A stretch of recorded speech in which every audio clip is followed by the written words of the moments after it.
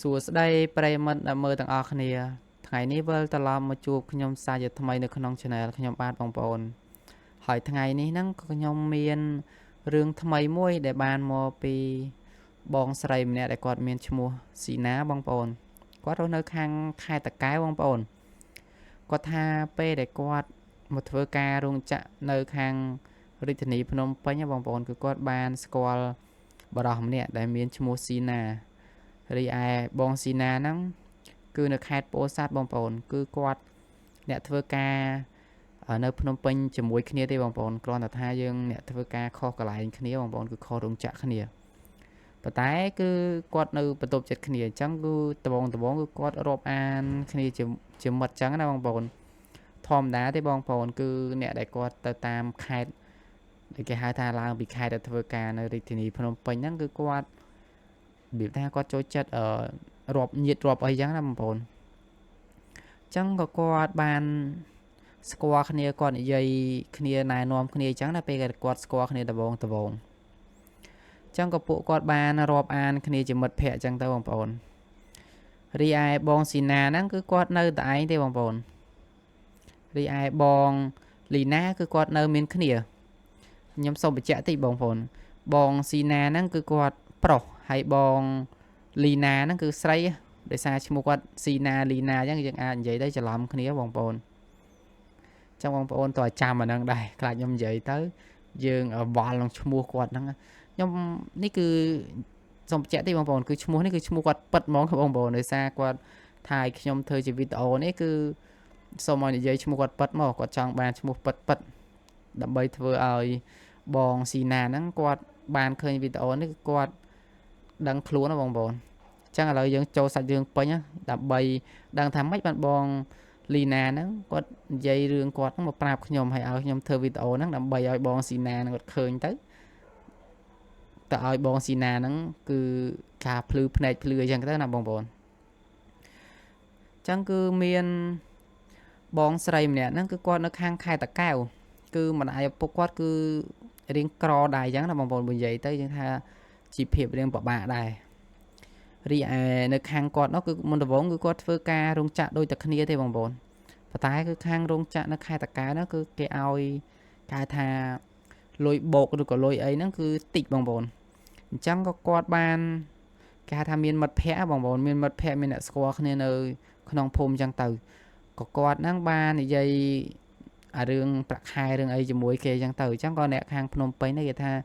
នៅនេះក៏លុយតិចអីតិចម៉េះបើនៅនោះគេលុយច្រើនអញ្ចឹងណាគេចង់និយាយពីភ្នំពេញណាបងប្អូនអញ្ចឹងក៏បងលីណាគាត់ដេញដោលសួរអញ្ចឹងទៅក៏គេថាធ្វើការនៅនេះមានតែលុយព្រិនលុយទៀងទាត់លុយបាយលុយអីតិចតួចទេបងប្អូន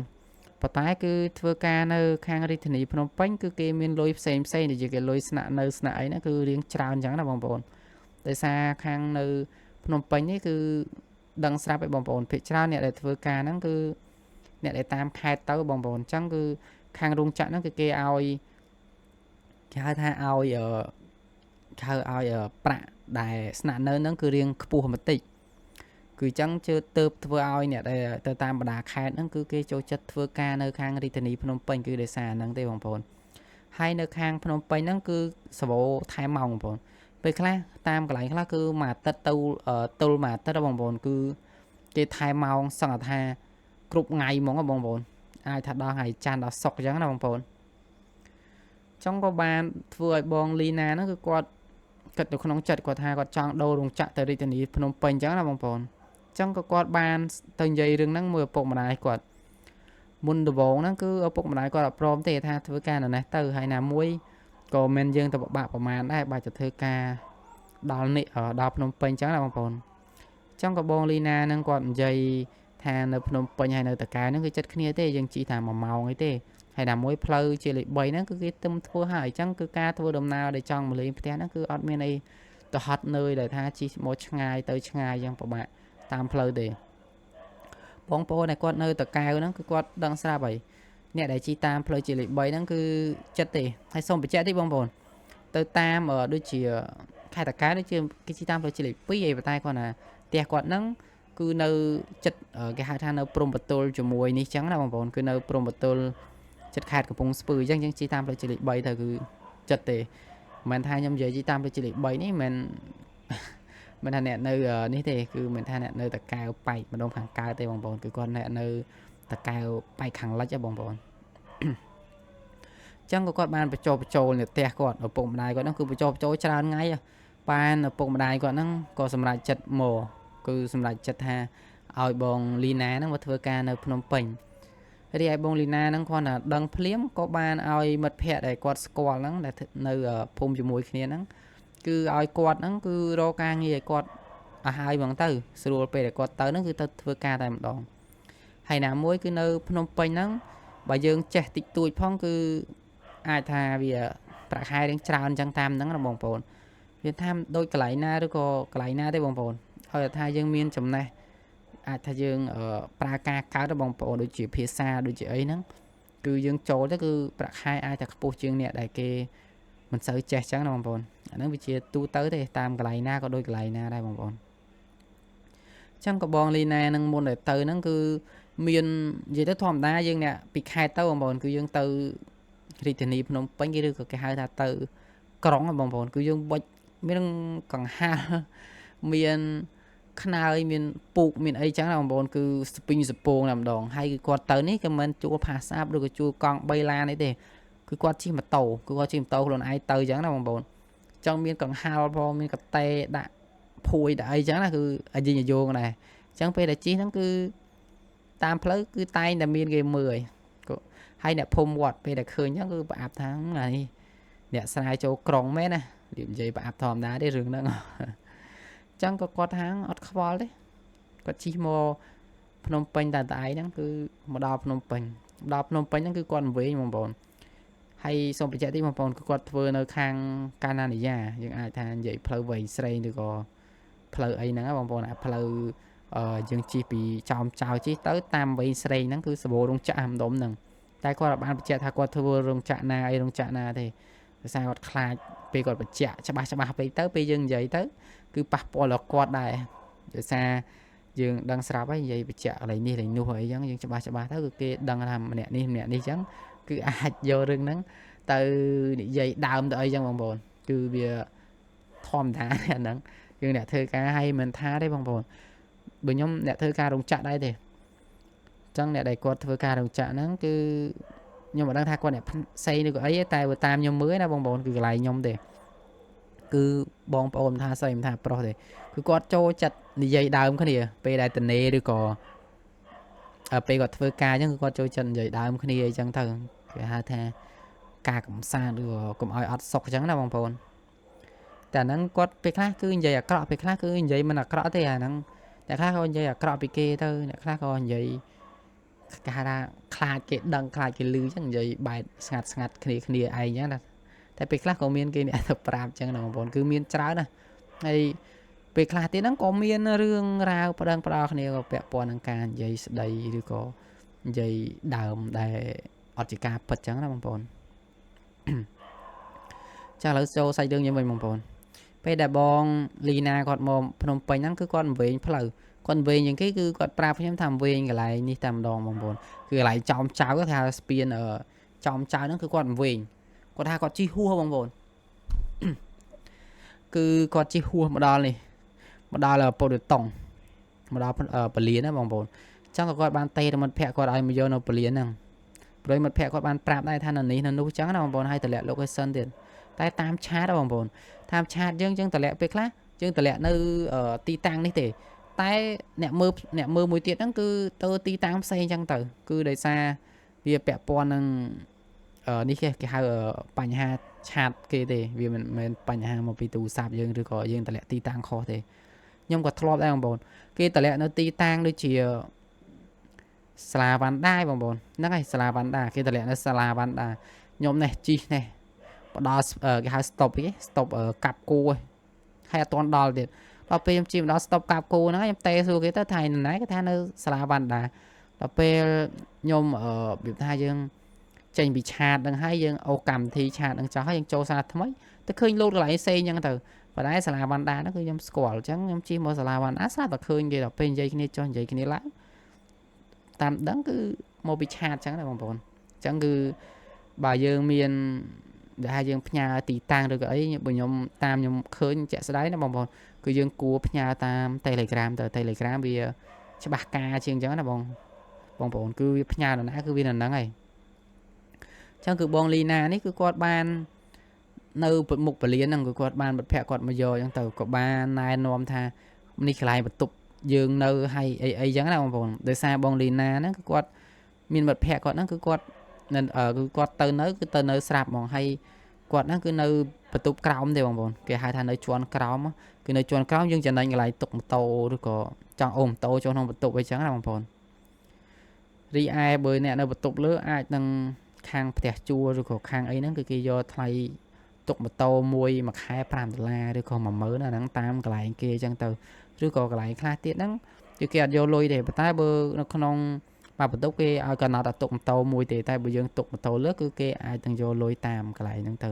តែពីច្រើនគឺគេយកគាត់ថាតិចច្រើននៅហ្នឹងតាមកន្លែងគេអញ្ចឹងណាបងប្អូនអញ្ចឹងគឺបងលីណានេះគឺគាត់អត់នេះទេគឺគាត់អត់មានទៅអស់លុយនឹងរឿងទុកម៉ូតូទៀតទេហើយអញ្ចឹងគាត់ដល់ស្អែកឡើងបងប្អូនគឺដល់ស្អែកឡើងហ្នឹងគឺគាត់មានគឺគាត់ចូលធ្វើតេស្តប៉ុន្តែពេលគាត់ចូលធ្វើតេស្តហ្នឹងគឺខាងរោងចក្រហ្នឹងគឺអត់ធ្វើតេស្តច្រើនទេដោយសារគាត់មានមិត្តភក្តិនៅធ្វើការនៅក្នុងហ្នឹងស្រាប់អញ្ចឹងពេលដែលចូលហ្នឹងគឺអ្នកគេហៅថាអ្នកក្នុងហ្នឹងគឺគេណែនាំបងប្អូនអញ្ចឹងគេបាច់ហត់នឹងធ្វើតេស្តទៀតទេធម្មតាកន្លែងណាក៏ដោយពេលដែលយើងចូលធ្វើការបើយើងមានអ្នកស្គាល់ក្នុងហ្នឹងគេណែនាំអញ្ចឹងគឺយើងបាច់ពិបាករឿងធ្វើតេស្តរឿងអីហ្នឹងច្រើនទេបើយើងធ្វើគេហៅថាយើងធ្វើកូនចៅគេដែរអញ្ចឹងណាគឺគេអត់សូវធ្វើតេស្តទេគាត់គេមើលមុខមើលមាត់ពេញបែតបត់ហ្នឹងគឺចូលធ្វើការតែម្ដងបងប្អូនចឹងពេលដែលចូលធ្វើការថ្ងៃទី1ពេលដែលចូលធ្វើការថ្ងៃទី1គឺគាត់រៀងប្លែកអារម្មណ៍បងប្អូនដោយសារនៅខាងខេត្តតាកែវឡើងស្រុកកំណើតគាត់ហ្នឹងគឺគេថាអាគារទូចទេមកកន្លែងមកក្រុមហ៊ុនមករោងចក្រគាត់ហ្នឹងគឺមនុស្សដល់1000នាក់ទេប៉ុន្តែដែលគាត់មិនរស់នៅភ្នំពេញហ្នឹងគឺមនុស្សច្រើនដោយសារចេះបងប្អូនដឹងហើយនៅរោងចក្រនៅភ្នំពេញគឺរោងចក្រគេធំអញ្ចឹងអាចថាមកកន្លែងគេហៅថាមកក្រុមហ៊ុនហ្នឹងគឺអាចមានមនុស្សដល់តែ4-5000នាក់អញ្ចឹងណាអញ្ចឹងពេលដែលចេញមកបាយគឺចេញឈូជុំគ្នាអញ្ចឹងទៅពេលខ្លះគាត់វិញនឹងមនុស្សគ្នាវិញនឹងមិត្តភក្តិគាត់ទៀតតោះតែរកគ្នាតែអីបានរកមិត្តភក្តិគាត់ឃើញប៉ុន្តែគឺពួកគាត់នេះគឺគាត់ជួផ្ទះគឺជួបន្ទប់នៅចិត្តរោងចក្រទេពេលដែលមកគេហៅថាពេលដែលចេញមកហ្នឹងគឺចេញមកធ្វើម្ហូបធ្វើនៅបន្ទប់ហើយគឺហូបបាយហូបអីហើយយើងសម្រាប់ថាយើងសម្រាប់ដេក10នាទីដល់20នាទីអញ្ចឹងណាហើយបានយើងដើរមកចូលធ្វើការវិញហ្នឹងហើយបងប្អូនហ្នឹងគឺជីវិតរោងអ្នកគេហៅថាធ្វើការរោងចក្រគឺអញ្ចឹងសូម្បីតែខ្ញុំក៏ដោយព្រឹកឡើងទៅធ្វើការដែរតន់ទេសូម្បីអីហូបអីហ្នឹងគឺអត់ដែរបានហូបអីហៅថាទ្របកាពះអញ្ចឹងណាបងប្អូនបានតែបាយថ្ងៃឡើងទេពេលដែលល្ងាចឡើងហ្នឹងយើងបានបាយមកផ្ទះអញ្ចឹងទៅតែដោយសារខ្ញុំនេះគឺមិនអ្នកនៅផ្ទះជួលអ្នកអីទេផ្ទះខ្ញុំនៅចិត្តកន្លែងធ្វើការដែរអញ្ចឹងខ្ញុំជិះទៅធ្វើការទៅពេលថ្ងៃឡើងគឺខ្ញុំហូបបាយនៅនេះទេនៅចិត្តគេហៅថាហូបបាយនៅមុខរោងចក្រអញ្ចឹងណាហូបបាយហើយយើងចូលធ្វើការវិញពេលល្ងាចឡើងគឺមកផ្ទះហ្នឹងគឺជីវិតវិលជុំព្រឹកចេញល្ងាចចូលក្នុងការអាចយប់អាចអីចឹងទៅហ្នឹងគឺជីវិតអ្នកធ្វើការគឺចឹងហើយបងប្អូនតែបើកូនគេអ្នករៀងគ្រាន់ទៅគឺគេមានឪពុកម្ដាយគេរៀបចំផ្លូវអញ្ចឹងទៅគឺគេឲ្យធ្វើការនេះធ្វើការនោះចឹងគឺឪពុកម្ដាយគេរៀងគេថាមានជីវភាពឬក៏មានថវិកាឲ្យកូនគេរកស៊ីរកអីចឹងទៅតែបើយើងអត់ទេយើងមានតែធ្វើតាមគេហៅថាធ្វើតាមយថាកម្មយើងហ្នឹងទៅយើងកុំតូចចិត្តនឹងនេះខ្លួនឯងនឹងវាសនាខ្លួនឯងមានតែយើងទេអ្នកដែលកែប្រែវាសនាពេលខ្លះអ្នកខ្លះគឺបន្ទោសនឹងឪពុកម្ដាយថាឪពុកម្ដាយហ្នឹងគឺគាត់រៀងអត់គេហៅថាគាត់រៀងក្រឬក៏អីចឹងហ្មងបងប្អូនតែខ្លះគឺទៅបន្ទោសឪពុកម្ដាយវិញតែតាមពិតមិនកំហុសគាត់ទេគឺកំហុសយើងទេដោយតែគេនិយាយដោយតែពេលខ្ញុំនៅរៀនណាបងប្អូនគឺលោកគ្រូគាត់តែនិយាយថាចេះយើងកើតមកក្រមិនមែនជាកំហុសទេពេលដែលយើងចាស់ទៅយើងនៅក្រដដែលអាហ្នឹងទៅជាកំហុសព្រោះអីបើមនុស្សហ្នឹងមានការអភិវឌ្ឍឬក៏មានគំនិតបែបគេហៅថាអភិវឌ្ឍគំនិតយើងណាគឺគ្រូគាត់និយាយគឺគាត់ថាគឺមនុស្សហ្នឹងគឺអត់ងាយនឹងបរាជ័យទេអ្នកខ្លះគឺគាត់បរាជ័យរឿងហ្នឹងតែគឺគាត់សិក្សារឿងហ្នឹងហើយគឺគាត់ទៅសាកល្បងគឺនៅបរាជ័យតែគឺគេនៅខំប្រឹងគេនៅ ស្វែងយល់ពីកំហុសគេចឹងគេធ្វើរឿងហ្នឹងតដែលរហូតដល់គេជោគជ័យបងប្អូនអាហ្នឹងវាធម្មតាទេណាគេក៏ដោយឲ្យតែយើងធ្វើរឿងហ្នឹងគេហៅថាធ្វើរឿងដដែលយើងនឹងប្រកាសហើយយើងនឹងដឹងពីបញ្ហាហ្នឹងពីភាពជោគជ័យវាហ្នឹងហើយខ្ញុំក៏ចឹងដែរតែខ្ញុំមិនមែនអ្នកជោគជ័យទេគ្រាន់តែខ្ញុំដឹងខ្លះចឹងណាបងប្អូនហើយខ្ញុំដឹងហ្នឹងក៏មិនមែនថាខ្ញុំអ្នកជោគជ័យដែរក៏ពេលរឿងហ្នឹងដែលយើងធ្វើពីមុនយើងធ្វើថាយើងគិតថា100%ចុះតែយើងធ្វើបានត្រឹម10%តែយើងធ្វើមួយសារទៀតបាន15យើងធ្វើមួយសារទៀតបាន20រហូតដល់យើងធ្វើបាន70ទៅ80%នៃអ្វីដែលយើងចង់បានហ្នឹងគឺវាអញ្ចឹងបងប្អូនគឺវាមិនមកពីបញ្ហាមកពីគឺមិនមកពីកំហុសឬក៏មិនមកពីយើងទេគឺដោយសារផ្នត់កំណត់ទេបងប្អូនចឹងហ្នឹងហើយបងប្អូនឥឡូវយើងចូលសាច់រឿងវិញនិយាយទៅបែកអូហូស្ទឹងចឹងក៏បងលីណាហ្នឹងគឺគាត់តែងតែមកគេហៅតែងតែមកបន្ទប់គាត់មុនគេចឹងណាបងប្អូនដោយសារគាត់នៅអគារមុខគឺគាត់ scan ដៃគឺបានចេញមកមុនគេហើយពេលដែលគាត់ធ្វើការហ្នឹងគឺគាត់បានរៀបចំមកហូបរៀបចំមកយ៉ាងទៅគ្រាន់តែយើងមកពេលថ្ងៃហ្នឹងគឺយើងកដៅយើងអីតិចតួចទៅយើងអាចហូបបានណាបងប្អូនចឹងពេលដែលគាត់ចេញមកដបងគឺគាត់មកចូលធ្វើការដបងហ្នឹងពេលដែលគាត់ចេញមកថាគាត់ចេញមកមុនគេបងប្អូនគឺគាត់តែងតែឃើញគេហៅបារោះម្នាក់ដែលនៅជាប់បន្ទប់គាត់ណាដែលគាត់មានឈ្មោះស៊ីណាបងប្អូនហើយបងស៊ីណាហ្នឹងគឺគាត់នៅខាងខេត្តពោធិ៍សាត់ពីមុនគាត់ហើយបងស៊ីណាហ្នឹងគឺគាត់នៅបន្ទប់តែឯងទេមុនដំបូងគឺគាត់នៅមានគ្នាមិនអីតែដោយសារមិត្តភ័ក្ដិគាត់ហ្នឹងគឺគេទៅស្រុកកំណើតវិញគេទៅធ្វើស្រែចម្ការអញ្ចឹងទៅបងប្អូនហើយបងស៊ីណាហ្នឹងគឺគាត់អត់សូវត្រូវគ្នាជាមួយឪពុកម្ដាយគាត់ទេហើយណាមួយឪពុកម្ដាយគាត់ហ្នឹងក៏អត់សូវមានដីដែលឲ្យធ្វើស្រែចម្ការអញ្ចឹងដែរគឺមានដីតែផ្ទះហើយដាំដំណាំចេកអំពៅឬក៏អីតិចតួចអញ្ចឹងណាបងប្អូនគឺដីយើងអាចថាមាន1ហិកតាចុះដីអាហ្នឹងគឺដីផ្ទះយើងដែរអញ្ចឹងគឺគាត់ឈប់ធ្វើការគាត់ទៅស៊ីចម្ការហ្នឹងគឺធ្វើអត់កើតទេសារដីតិចអញ្ចឹងណាបើអ្នកគេអ្នកនៅខាងប៉ែកហ្នឹងភាគច្រើនគឺដីគេធំអ្នកខ្លះមានដល់20 30ហិកតាមាន100អ្នកខ្លះមានលើស100ទៀតអញ្ចឹងអាហ្នឹងតាមគេណាប៉ិនសំដីអញ្ចឹងណាពេលដែលដីចុះថោកទៅគេដើរតែអញ្ចឹងពេលដែលដីឡើងថ្លៃគេទុកអ្នកខ្លះគឺលក់តាមហ្នឹងទៅគឺតាមចិត្តតាមអីតាមតម្រូវការដែលគេចង់បានអ្នកខ្លះគឺលក់ទៅទិញឡានទិញម៉ូតូចូលស្ដីគេអញ្ចឹងណាបងប្អូនចឹងក៏បងស៊ីណាហ្នឹងគឺតែងតែឃើញបងលីណានឹងដូចគ្នាទេតែពួកគាត់ហ្នឹងគឺអត់ហ៊ាននិយាយគ្នាទេដោយសារយើងប្រុសយើងស្រីអញ្ចឹងណាហើយយើងអត់ដែរស្គាល់គ្នាហើយមិនអ្នកខែជាមួយគ្នាចឹងគឺអត់ហ៊ាននិយាយមួយគ្នាទេប៉ុន្តែពេលដែលយូរទៅគឺមិត្តភ័ក្ដិបង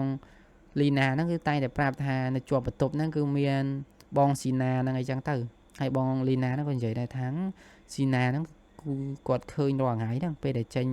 មកបានហ្នឹងពេលដែលគាត់មកហ្នឹងក៏ឃើញបង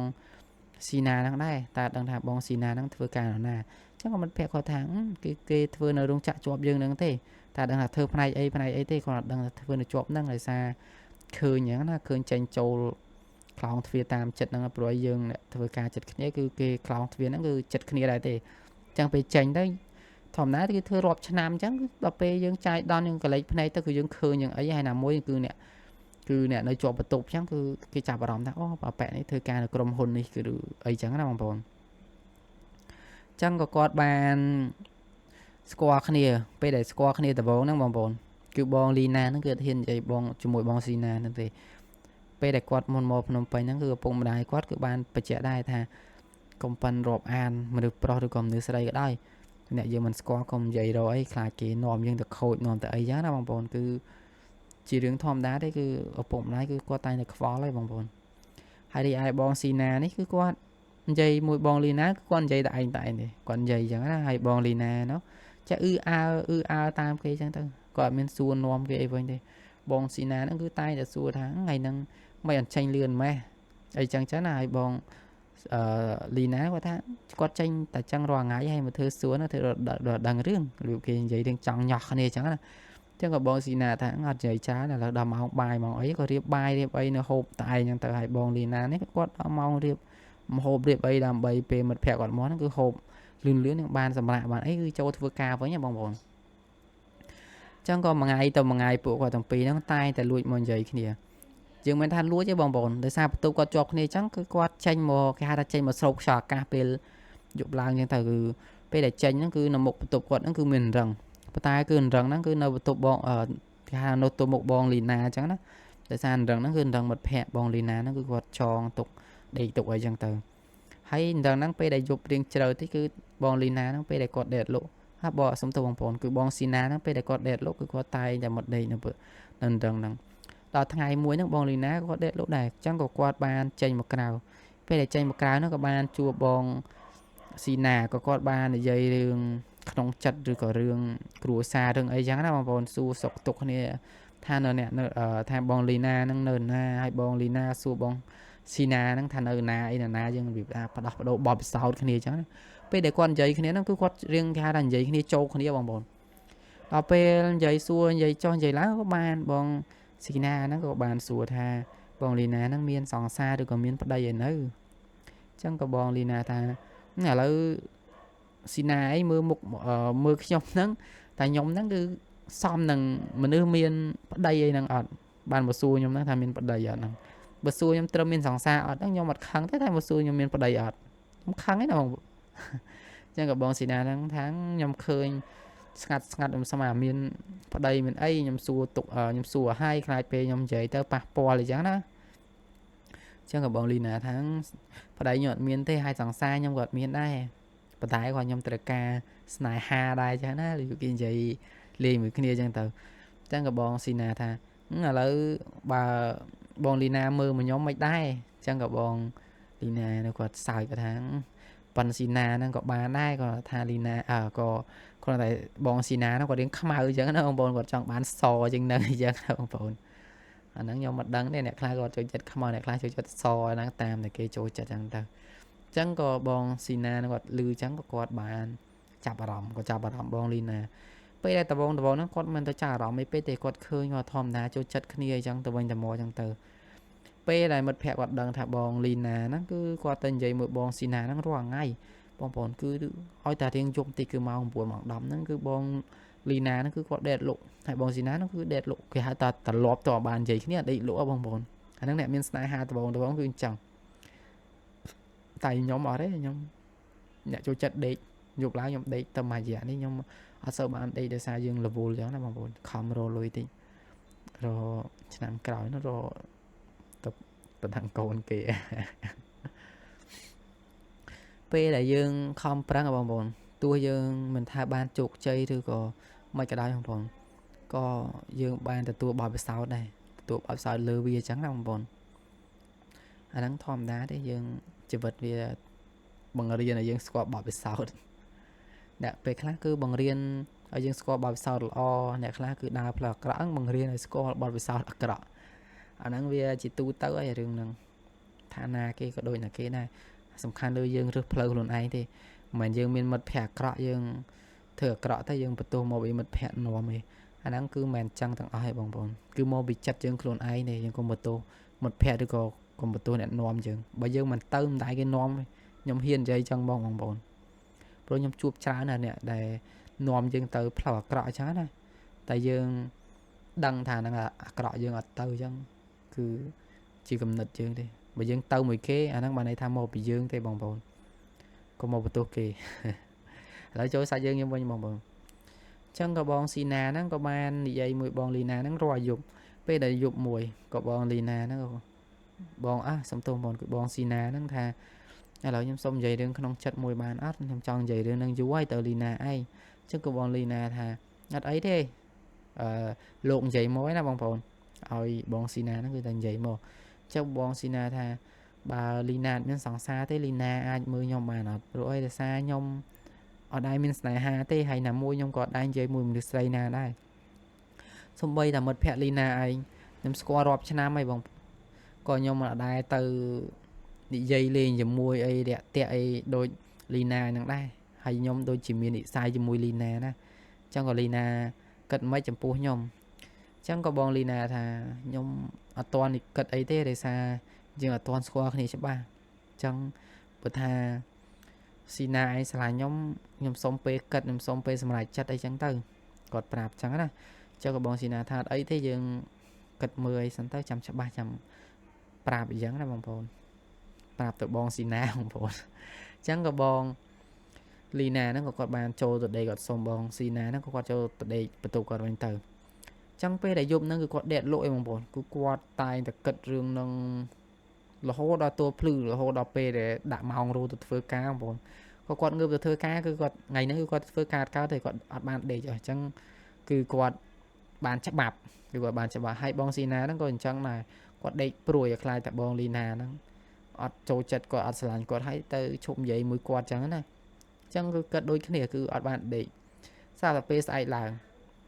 តែពេលអាស្អែកព្រឹកហ្នឹងបងប្អូនគឺបងស៊ីណាហ្នឹងគាត់បានចុះទៅរកទិញទឹកអីផឹកអញ្ចឹងណាទិញភេសជ្ជៈទិញអីផឹកអញ្ចឹងទៅក៏បានជួបបងលីណាហ្នឹងគឺគាត់អត់បានទៅធ្វើការដែរអញ្ចឹងក៏បាននិយាយគ្នាអីថាមិនបានធ្វើការអីចឹងណាហើយអញ្ចឹងបងលីណាហ្នឹងក៏កុហកដែរថាគាត់អត់ស្រួលខ្លួនគាត់ក្តៅខ្លួនអញ្ចឹងក៏បងស៊ីណាថាជប់មិញអត់មានតង្កើតអីផងឥឡូវមកក្តៅខ្លួនឯណាអញ្ចឹងក៏គាត់ថាគាត់យល់ដែរបងលីណានិយាយថាគាត់ប្រហែលត្រូវនេះទៅប្រហែលត្រូវគេហៅត្រូវខ្យល់យប់ឡើងត្រូវទឹកអង្សើមទៅបានធ្វើគាត់ឈឺក្បាលអញ្ចឹងក៏បងស៊ីណាបាននិយាយគាត់បានចុះទៅទិញទឹកអីមកវិញហើយគាត់បានទិញថ្នាំមកឲ្យបងលីណាដែរអញ្ចឹងក៏គាត់ថាបងលីណាហ្នឹងក៏គាត់បានបងស៊ីណាហ្នឹងទិញថ្នាំឲ្យគាត់បានសុបាយចិត្តហើយបងប្អូនដឹងមិនអត់បងប្អូនគឺបងលីណាហ្នឹងគាត់ថាបងស៊ីណាហុចថ្នាំឲ្យហ្នឹងគឺបងលីណាហ្នឹងបានអរគុណហើយស្រាប់តែគាត់ហ្នឹងទៅថើបថ្ពាល់គេបងប្អូនខ្ញុំអត់យល់ទេនេះគាត់ថាយល់ខ្ញុំបានសួរបញ្ជាក់គាត់ដែរថាខ្ញុំថើបមិនបានទៅថើបថ្ពាល់គេគាត់ថាគាត់ហ្នឹងគឺទ្រាត់បានគាត់អត់ធ្លាប់ថើបឬក៏ធ្លាប់តែគេថើបអញ្ចឹងណាបងប្អូនគឺគាត់សុបាយចិត្តពេកហៅថាអអញ្ចឹងទៅអញ្ចឹងក៏បងស៊ីណាសួរថាអញ្ចឹងបានន័យថាលីណាឯងព្រមមួយខ្ញុំមិនជប់រឿងដែលខ្ញុំសុំលីណាឲ្យធ្វើសង្សារជប់មិញអញ្ចឹងក៏បងលីណាថាអត់ដឹងដែរគាត់និយាយចឹងណាតែមុខគាត់រៀងក្រហមអញ្ចឹងក៏បងស៊ីណាថាអត់អីយ៉ាងដឹងអីយ៉ាងដឹងចម្លើយបាច់និយាយក៏គាត់ដឹងដែរអញ្ចឹងក៏បងស៊ីណាហ្នឹងក៏គាត់បានទៅបន្ទប់គាត់ដែរស្រាប់តែពេលដល់ថ្ងៃឡើងហ្នឹងបងស៊ីណាគាត់បានធ្វើម្ហូបធ្វើអីចឹងទៅទីឯបងលីណានេះគឺគាត់បានទៅធ្វើអីទេពេលដែលមិត្តភក្តិគាត់មកគឺបានមិត្តភក្តិគាត់បានគេហៅទិញសឡពីមុខរោងចក្រមកហូបនៅក្នុងបន្ទប់ហ្នឹងទេពេលដែលមិត្តភក្តិគាត់ទៅធ្វើការចូលធ្វើការវិញអស់បងប្អូនគឺបងស៊ីណាហ្នឹងគឺបានទៅបន្ទប់បងលីណាឃើញបងលីណាហ្នឹងធ្វើម្ហូបឆ្ងាញ់ឈ្ងុយចឹងណាបងប្អូនជាងគេជាពិសេសអាឆាខ្ទឹមហ្នឹងមកគឺឈ្ងុយអញ្ចឹងក៏គាត់បានទៅគេហៅថាបានទៅញ៉ាំបាយមួយបងលីណាអញ្ចឹងទៅហើយស្រាប់តែពេលញ៉ាំបាយហើយបងប្អូនគឺបងលីណាហ្នឹងគឺអត់បានមកបន្ទប់គាត់វិញទេគឺគាត់នៅក្នុងបន្ទប់ជាមួយបងស៊ីណាអញ្ចឹងក៏បាននៅជាមួយគ្នាអញ្ចឹងទៅតែគឺគាត់បានធ្វើអីទេគ្រាន់តែថានៅបានអោបរត់អោបអីគ្នាថើបគ្នាអីតិចតួចអញ្ចឹងណាបងប្អូនគឺអត់មានបានធ្វើអីលុះទេប៉ុន្តែគឺមួយថ្ងៃទៅមួយថ្ងៃហ្នឹងគឺបងលីណាហ្នឹងគឺគាត់តែងទៅថាយប់ឡើងបងប្អូនពីមុនយប់ឡើងគឺទៅអង្គុយមុខមុខបន្ទប់ទៅអង្គុយអញ្ចឹងទៅតែឥឡូវគឺអត់ទេគឺទៅក្នុងបន្ទប់បងស៊ីណាហ្នឹងតែម្ដងហើយពេលថ្ងៃខ្លះគឺគាត់ទៅដេកនឹងមួយយប់ឬក៏អីទៅគឺគាត់បានមកដេកបន្ទប់ឯងហើយមិត្តភក្តិគាត់ហ្នឹងក៏ដឹងដែរប៉ុន្តែគឺមិត្តភក្តិគាត់ហ្នឹងគឺដូចចិត្តទេបងប្អូនគឺលាក់អ្នកផ្ទះគាត់អត់ឲ្យដឹងទេថាបងលីណាហ្នឹងទៅធ្វើរឿងអញ្ចឹងមួយបងស៊ីណាពេលដែលទៅដបងគឺបងស៊ីណាហ្នឹងគឺអត់ទាន់ហ៊ានធ្វើអីបងលីណាទេបងប្អូនគឺបងលីណាហ្នឹងតែតែបបួលបងស៊ីណាហ្នឹងមុនរហូតតែបងស៊ីណាហ្នឹងគាត់ថាគាត់គិតថាគាត់ថាចេះប្រហែលបងលីណាហ្នឹងគឺគាត់ដែរមានស្នេហាហើយគាត់អត់ដែរធ្លាប់គេហៅថាមានអារម្មណ៍បែបល្អជាមួយមនុស្សប្រុសចឹងណាអញ្ចឹងក៏បងស៊ីណាហ្នឹងថាកាត់សិនទៅទម្រាំកាត់សិនទៅកុំឲ្យថាធ្វើរឿងហ្នឹងជាមួយគាត់ហើយគឺថាខកចិត្តឬក៏ស្ដាយក្រោយចឹងណាដោយសារបងស៊ីណាហ្នឹងគឺគាត់មានអ្នកអីទេគឺគាត់អត់លុយអត់អីដែរទេគាត់ធ្វើការមួយខែគឺរកបានតែមួយខែទេគាត់និយាយចឹងអញ្ចឹងក៏បងលីណាថាគាត់អត់គិតអីទេគាត់ចង់តែនៅជាមួយបងស៊ីណាហ្នឹងគេហៅថាចាប់ផ្ដើមងុកមូលនឹងស្នេហាបងប្អូនអញ្ចឹងក៏បងស៊ីណាហ្នឹងក៏គាត់បានមានអីមួយបងលីណាហ្នឹងទៅប៉ុន្តែគឺពូគាត់ហ្នឹងគឺតែងតែនៅមួយគ្នាហើយតែងតែធ្វើរឿងចឹងដូចគេហៅថាប្តីប្រពន្ធចឹងណាទាំងដែលគាត់ហ្នឹងអត់ទាន់រៀបការហើយអត់ទាន់ដែលប្រាប់អ្នកផ្ទះឲ្យដឹងថាគាត់ហ្នឹងវាថាមានតំណែងអីមួយគ្នាចឹងណាបងប្អូនចឹងស្រាប់តែថ្ងៃមួយបងប្អូនគឺមិត្តភក្តិគាត់ហ្នឹងគឺទ្រាត់បានគឺគាត់ប្រាប់បងលីណាហ្នឹងឲ្យបើថាស្រឡាញ់គ្នាគឺស្រឡាញ់បានហើយតែកុំឲ្យធ្វើរឿងចឹងណាគឺមិត្តភក្តិគាត់បានណែនាំដែរតែបងលីណាហ្នឹងគឺគាត់អត់ស្ដាប់ទេអញ្ចឹងក៏បងគេថាមិត្តភក្តិបងស៊ីណាមិត្តភក្តិបងលីណាហ្នឹងក៏បានចូលរឿងហ្នឹងទៅប្រាប់គឺគេហៅទៅប្រាប់គ្រូសាបង នេះហ្នឹងទៅគឺបងលីណាហ្នឹងចឹងទៅចឹងក៏អ្នកផ្ទះបងលីណាហ្នឹងក៏បានតេស្ដីបន្ទោសបងលីណាហ្នឹងណាបងប្អូនពេលដែលតេស្ដីបន្ទោសចឹងទៅពេលដែលតេស្ដីបន្ទោសបងលីណាហ្នឹងគឺអត់ស្ដាប់ទេចឹងក៏ឪពុកម្ដាយគាត់ថាអើបាយជ្រុលជ្រោះមួយគេឥឡូវឯងឲ្យគេហ្នឹងចូលសួរឯងមកបើគេអត់ចូលសួរទេប្រយ័ត្ននេះហ្នឹងគឺគាត់នេះហ៎បងប្អូនគឺគាត់ប្តឹងទៅខាងប៉ូលីសទៅអីចឹងទៅថាគ្នាអត់ទាន់រៀបការដល់អីទៅនៅមួយគ្នាចឹងណាបងប្អូនចឹងគឺឪពុកម្ដាយគាត់ហ្នឹងគឺក៏នេះដែរគឺគេហៅថាគាត់រៀងរត់បន្តឹងចឹងណាចឹងក៏បានបងលីណាហ្នឹងក៏គាត់បានថាអីទេចាំមើលគាត់ទៅនិយាយមួយបងស៊ីណាចឹងក៏បងស៊ីណាហ្នឹងគាត់ថាគាត់មានលុយមានអីទេតែបើចាំគាត់នឹងប្រឹងរលុយចឹងទៅចឹងក៏គាត់បាននិយាយមួយអ្នកផ្ទះគាត់ថាឥឡូវទុកពេលគាត់ទុកពេលបងស៊ីណាហ្នឹងមួយឆ្នាំដើម្បីរលុយគ្រប់ថ្លៃបណ្ដាការធ្វើអីចូលស្ដីចឹងទៅណាបងប្អូនចឹងក៏បងស៊ីណាហ្នឹងគាត់ខំធ្វើការខំអីហ្នឹងបងប្អូនប៉ុន្តែគឺគាត់នេះទេគឺគាត់អត់គេថារត់បានរយចឹងទៅគឺគាត់លឿនគ្រប់ដដែលទេចឹងក៏គាត់ហ្នឹងក៏បានលក់គោលអីក៏នៅតែអត់គ្រប់ដែរសុំទោសបងប្អូននឹងក្អកទេហ្នឹងឯងរឿងដាច់វីដេអូបងប្អូនអញ្ចឹងនិយាយបាច់មើលមុខទេនិយាយតែឥឡូវចូលសាច់រឿងជើងនិយាយទាំងអត់មានវីដេអូនេះនិយាយមានរូបសុំទោសចឹងក៏ឪពុកគាត់ថាអើបើឯងជ្រុលគេបើថាគេអត់មានលុយទេអត់មានលុយចូលស្ដីទេឥឡូវនេះមានអ្នកភូមិម្នាក់ដែលគេចូលចិត្តឯងគេស្គាល់ឯងស្គាល់អីដែលគេឃើញឯងនៅភ្នំពេញហ្នឹងគេពេញចិត្តឯងមិនម៉ែឯងមកនេះមកស្រុកវិញមករៀបការមួយគេហ្មងទៅអញ្ចឹងក៏បងលីណាហ្នឹងក៏គាត់ខឹងបងស៊ីណាថាស្រឡាញ់គ្នាដើម្បីថាមានអីមួយគ្នាអញ្ចឹងណាពេលដែលឲ្យប្រកាសគេថាប្រកាសមួយគ្នាគឺអត់អញ្ចឹងក៏បងស៊ីណាហ្នឹងគាត់ខឹងបងលីណាហ្នឹងគាត់ខឹងមកឆាវក៏គាត់បានមកស្រុកតាមឪពុកម្ដាយគាត់ហ្នឹងគឺបានស្គាល់លោកពូម្នាក់គេហៅថាពូសាលហ្នឹងទៅគាត់អ្នករស៊ីគោបងប្អូនគឺគាត់និយាយទៅគឺគាត់ឃើញបងស៊ីណាហ្នឹងគឺនៅភ្នំពេញដោយសារក៏គាត់ឃើញបងលីណានៅភ្នំពេញហ្នឹងគឺគាត់ដោយសារគាត់យកគោហ្នឹងគឺទៅឲ្យគេហៅថាឲ្យម៉ួយគាត់នៅកន្លែងចិត្តធ្វើការបងលីណាអញ្ចឹងទៅគាត់ស្គាល់អញ្ចឹងក៏ពូសាហ្នឹងក៏គាត់រៀងចិត្តល្អដែរក៏គាត់ថាបើថាស្រឡាញ់គាត់គឺស្រឡាញ់ថាអត់ស្រឡាញ់គាត់ទេគាត់អត់បខំដែរប៉ុន្តែបងលីណាថាគាត់អត់សំខាន់ស្រឡាញ់មិនស្រឡាញ់ទេគឺនៅមួយគ្នាចុះសម្រងទៅគឺស្រឡាញ់គ្នាហើយចឹងក៏លោកពូសាឡើងថាឥឡូវខាងឪពុកម្ដាយលីណាឯងថាចង់ឲ្យលីណារៀបការមួយពូហើយលីណាគិតមិនដែរចឹងក៏បងលីណាថាអត់អីទេបើឪពុកម្ដាយពេញចិត្តហើយខ្ញុំក៏ពេញចិត្តដែរចឹងក៏ពួកគាត់ហ្នឹងគឺបានរៀបការជាមួយគ្នាចឹងទៅពេលដែលគាត់រៀបការរួចបងស៊ីណាហ្នឹងក៏បានលួចតាក់ទងមកបងលីណាដែរប៉ុន្តែគឺបងលីណានេះគឺគាត់អន់ចិត្តហើយគឺគាត់អត់និយាយជាមួយឲ្យបងស៊ីណាទេ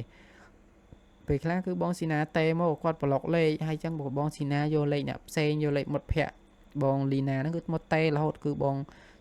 លីណាហ្នឹងគាត់បានប្លុកគ្រប់លេខចឹងទៅគាត់ថាអត់ចង់រវល់ជាមួយបងស៊ីណាចឹងណាបោកចិត្តគាត់បោកខ្លួនប្រាគាត់ចឹងទៅចឹងគឺគាត់ចង់ចាប់ផ្ដើមជីវិតថ្មីមួយប្តីគាត់ដែលឈ្មោះពូសាហ្នឹងចឹងទៅចឹងពេលដែលគាត់រស់នៅជាមួយគ្នាបានមួយរយៈគេហៅរស់នៅមួយ7-2ឆ្នាំបងប្អូនគឺគាត់បានមានកូនមួយប៉ុន្តែសុំទោសបងប្អូនគាត់មិនទាន់មានកូនកើតទេបងសុំបញ្ជាក់ទេបងប្អូនគឺបច្ចុប្បន្ននេះគឺគាត់អត់ទាន់គ្រប់ខែទេបងប្អូនគឺគាត់ទៅបានកូន5ខែទេហើយសាច់រឿងគាត់ក៏មានតែប៉ុណ្្នឹងដែរបងប្អូនគឺបច្ចុប្បន្ននេះគឺគាត់មានកូន5ខែហើយគាត់បានបញ្ជាក់ដែរថាកូនគាត់ហ្នឹងគឺកូនប្រុសបងប្អូនហើយគាត់ថាបងស៊ីណាហ្នឹងគឺលួចតាក់ទងមកគាត់រហូតពេលខ្លះលេខតេមកគាត់ប្លុក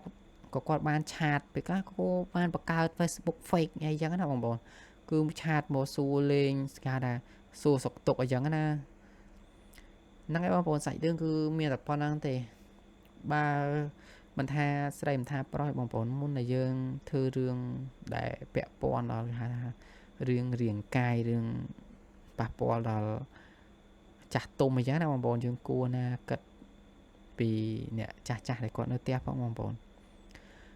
ចឹងគឺយើងមិនគួរណាយើងចង់ធ្វើរឿងអីមួយយើងធ្វើភ្លាមទេនេះដោយសារមានគេស្រឡាញ់គេអត់គិតពីគេថាអត់គិតពីអតីតកាលយើងតែបើអ្នកខ្លះគេគិតគឺគេអត់យកយើងទេបងប្អូនអ្នកខ្លះតែបច្ចុប្បន្ននេះខ្ញុំមើលទៅគឺសម្បូរដែររឿងដែល នៅមួយគ្នាមុនការអីចឹងណាបងប្អូនចឹងហ្នឹងហើយបងប្អូនគឺសាច់រឿងគឺមានតែប៉ុណ្្នឹងទេបងប្អូនណាមានរឿងឬក៏មានសាច់រឿងដែលចង់ឲ្យខ្ញុំនិយាយធ្វើជាវីដេអូបងប្អូនអាចឆាតមកខ្ញុំតាម Telegram ឬក៏ comment នៅក្រោមវីដេអូហ្នឹងបានបងប្អូនហ្នឹងហើយបងប្អូនវីដេអូហ្នឹងគឺមានតែប៉ុណ្្នឹងទេបងប្អូនខ្ញុំសូមអរគុណសូមជម្រាបលាបងប្អូន